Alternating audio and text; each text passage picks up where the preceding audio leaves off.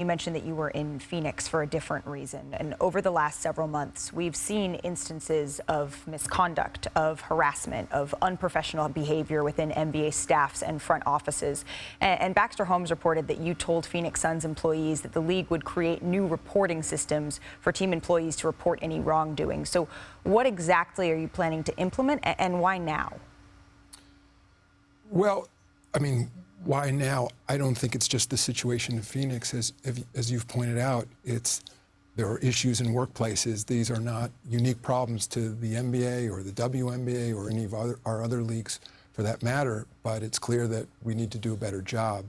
Part of what I was saying to the Phoenix staff was that we did put in place additional procedures in 2019, namely, for example, the league-wide anonymous hotline to call in issues. I recognize, as I said to employees in Phoenix, that that's not a cure-all, and I could understand in any workplace, NBA or anywhere, in any company, that there might not be complete confidence in the confidentiality of a system like that, even though I think, we use a third party, we follow all the appropriate measures here to ensure that.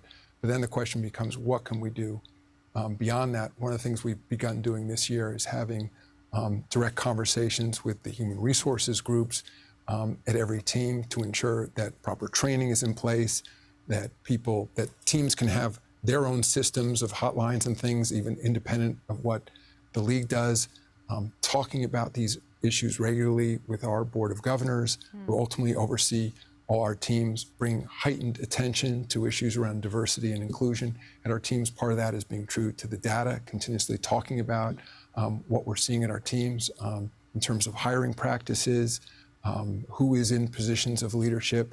So our goal is to operate under best practices, not uniquely to the NBA or for a sports league, but for whatever best of classes in industries. And it's something that we're learning about all the time. We have professionals focused on it, including, by the way, one of the things I talked about in Phoenix was bringing in facilitators for organizations that help people deal with conflict and stress and difficult conversations and issues that do tend to come up in workplaces. Lastly, I'd say some of those issues are magnified in a workplace like you have in the NBA, where people are working often at nights, on weekends, traveling a lot under high stress conditions. So, as I said, we hope to be an exemplar for society at large, and also we understand that there are going to be issues, and part of what we should be judged on is how we handle them when they do come up. Yeah, and to me, when you speak about the tip line and putting that into place,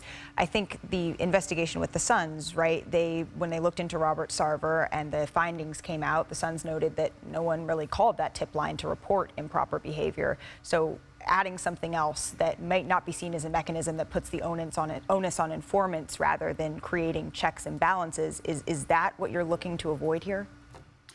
Yeah, in part, I'll add that what you're calling the tip line was a relatively recent measure, and the investigation of the Suns went back, almost 20 years. Yeah. So I'd say if you look at the progression of what's happened in our workplaces, probably similar to what you see in other industries, the practices that are now in place were not there historically. So, again, I recognize though that there's no perfect system. And again, I can understand if I worked in any organization being told by management, call this number and don't worry, we'll take care of things. That's not going to work for everybody. And I think there's no substitute for preventing these issues from happening in the first place, as opposed to reporting them after the fact. And I think a lot of that goes to proper training in the workplace, and not just training new employees that come in, but it's also regular training of current employees. I'm sure you guys do the same thing at ESPN. It's also the frequency of the training, the constant reminders. No different if you go into, it's interesting when you were talking about tipping, I was thinking the signs that you see in NBA locker rooms and things, constantly reminders to players about rules and procedures that need to be followed in the league. I think with anything I've learned, you need to talk about these issues regularly, and repetition becomes critically important. So it's not a one-time training, a check the box sort of notion, and everybody goes back to what they're doing. Constant reminders and thinking of better ways to communicate with employees. Adam, thank you so much for spending some time with us here on NBA Today. I look forward to seeing you at games and back on the show in the future. Thanks, Malika. Thanks for watching ESPN on YouTube. For live streaming sports and premium content, subscribe to ESPN+.